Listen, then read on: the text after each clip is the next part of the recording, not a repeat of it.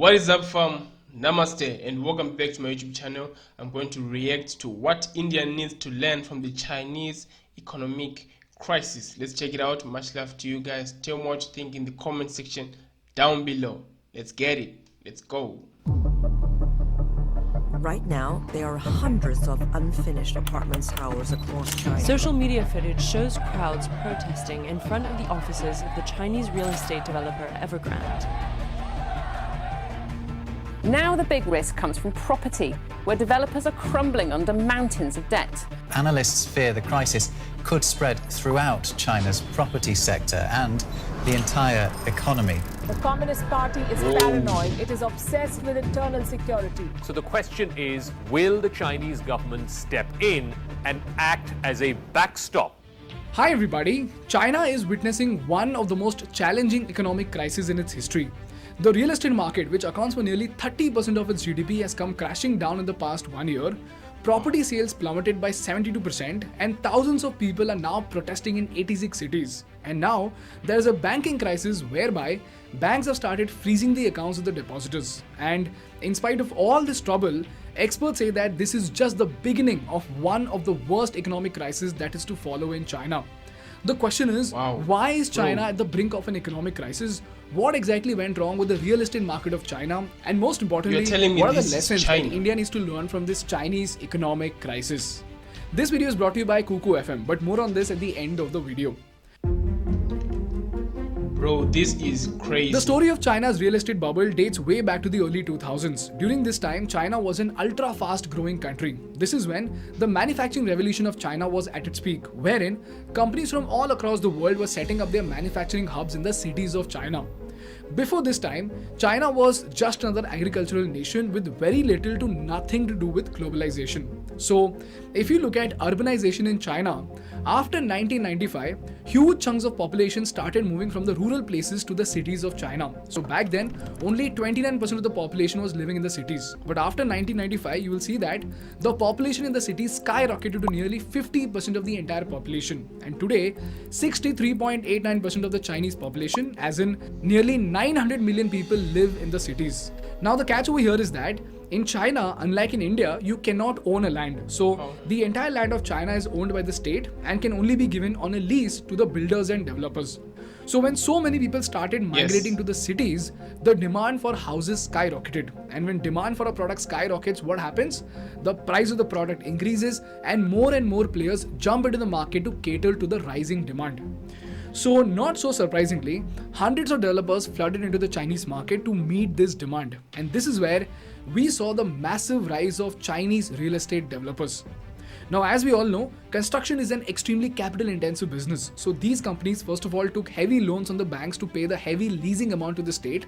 Then they took even heavier loans to build these buildings and started selling them to the people of China. Now, from the Chinese bank standpoint, construction was an amazing business to lend to. Makes sense. Why? Makes sense. Because there was already old demand in the market. The business had a healthy profit margin of 15 to 20% in spite of being a high-ticket business. And most importantly, from the state's perspective, it generates a lot of employment, profits a huge supply chain of steel, glass, cement, brick and hundreds of other suppliers, and eventually makes a huge contribution to the GDP of China by giving jobs to many workers. In fact, this is the reason why real estate contributed to almost 30% of the Chinese gross domestic product.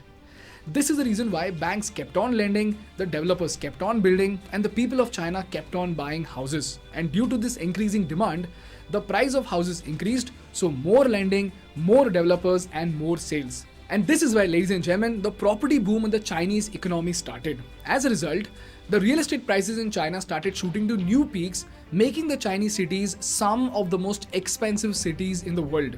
Now, just to give you an idea about how bad the condition is, there is this index called price to income ratio to understand the affordability of houses in a particular locality. It's nothing but the ratio of the price of an average apartment to the median household income of that particular place. So if this index is 10 for New York, it means that it would take 10 years of the median household income to buy an apartment in New York. So while a median New York household needs 9.92 years of income to buy an apartment, in London it's 17.3 years, in Mumbai it's 26 years, whereas in Beijing it's 56 years. And even in other Chinese cities, it's more than 35 years. Now the question over here is, if the price of these houses was so high, why were the Chinese still buying houses? Couldn't they just rent an apartment? Well, here's where, apart from urbanization, there are two more reasons why the Chinese were buying houses in spite of high prices. Number one, just like in India, even in China, you will be respected as a well-settled person only if you own a house. So if you're a man who does not own a house in China, the family will be too hesitant to get their daughter married to you. Secondly, just like gold is our go-to investment in India, for the Chinese people, property was the best investment instrument in the market. And just like our elders refrain from stock investing, even the Chinese people consider stocks to be dangerous and real estate to be Makes extremely sense. safe. Back And then it was if you good. look at the increasing prices of the houses in China, it kind of looks like it was a great investment instrument. Cherry on the cake, there is zero property tax on buying private residential places in China. And you know what, guys? In the race of this social norm, GDP and property boom, the Chinese developers built so many buildings that today there are buildings for 90 million people that are completely vacant. To put that into perspective, that is more than the entire population of France, Germany, Italy, UK and even Canada. And this led to the creation of what we know today as the ghost cities of China. Take a look. These are China's ghost cities, sprawling, empty spaces. City meant for thousands of people that's just completely empty.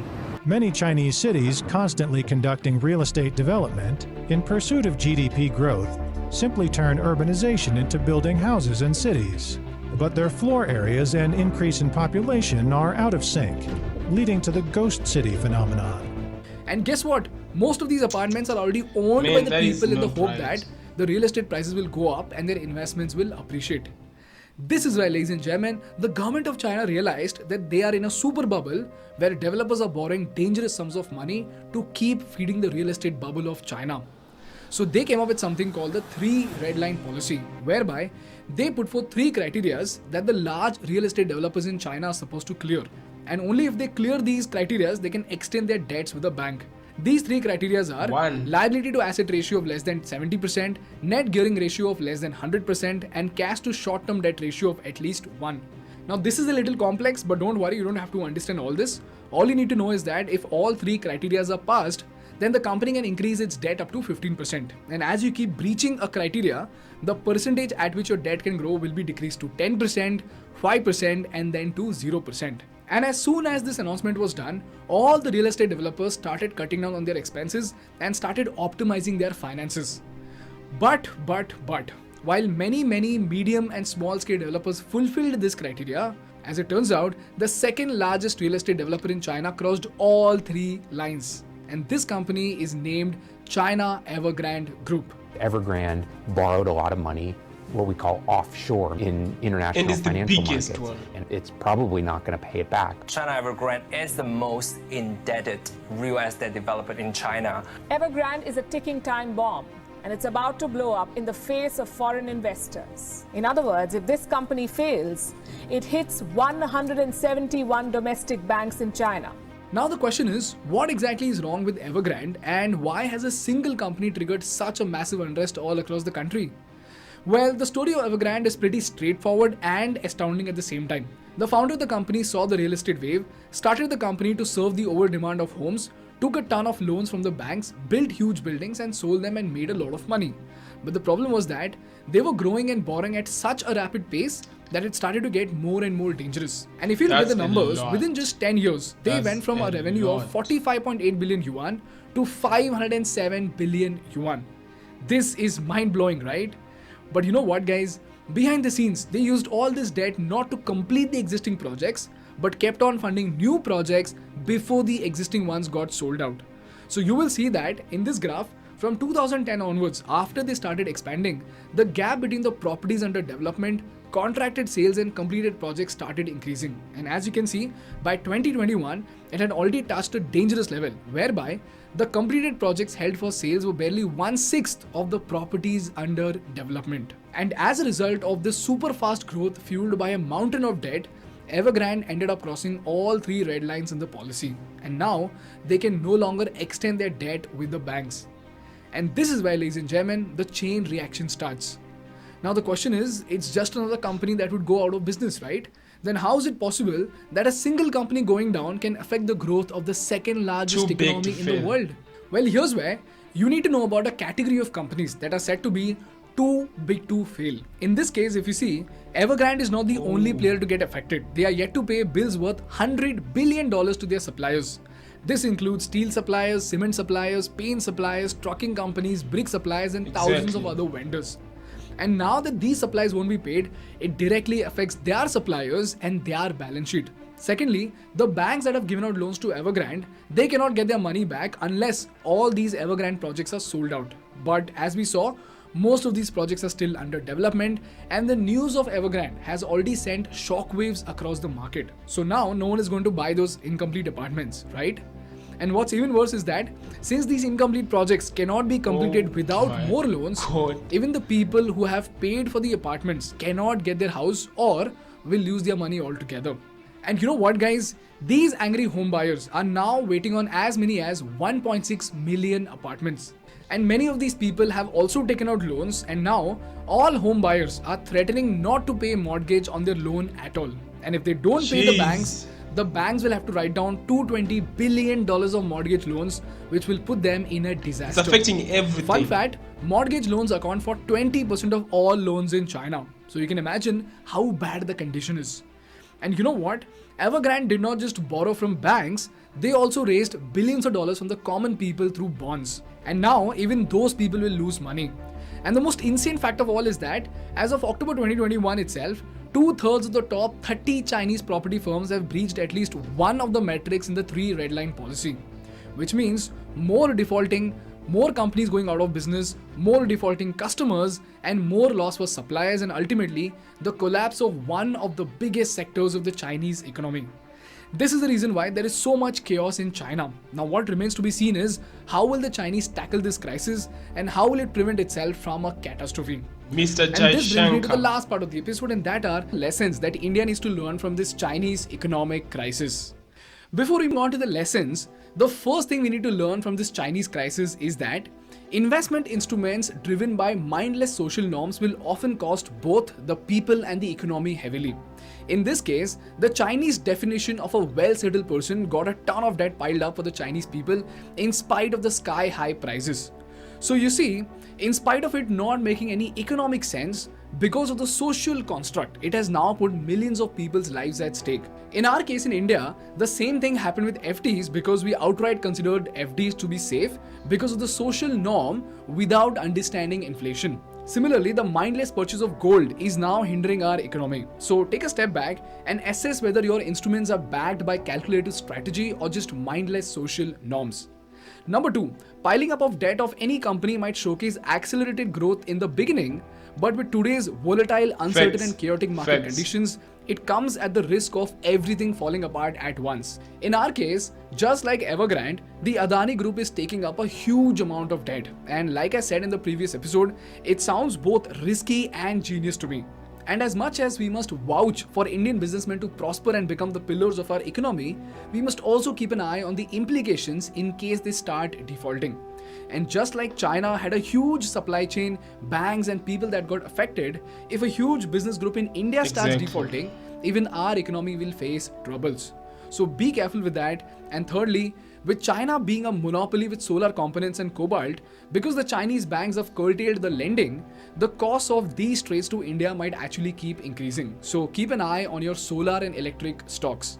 And lastly, I am attaching a ton of study materials for you to read in the description. So read through them and let me know in the comment section as to how will this Chinese crisis affect India according to your perspective. That's all from my side for today, guys. If you learned something valuable, please make sure to hit the like button in order to make YouTube Baba happy. And for more such insightful business and political case studies, please subscribe to our channel. Thank you so much for watching. I will see you in the next one. Bye-bye.